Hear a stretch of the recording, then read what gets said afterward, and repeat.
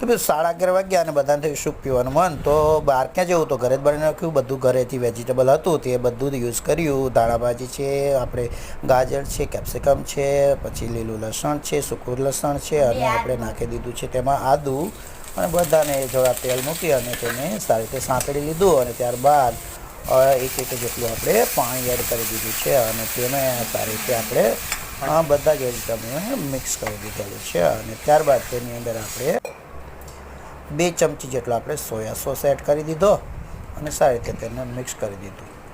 અને ત્યારબાદ આપણે ગ્રીન ચીલી 2 ચમચી એડ કરી. ત્યારબાદ આપણે 1 ચમચી જેટલો આપણે મરી પાવડર એડ કરી દીધો.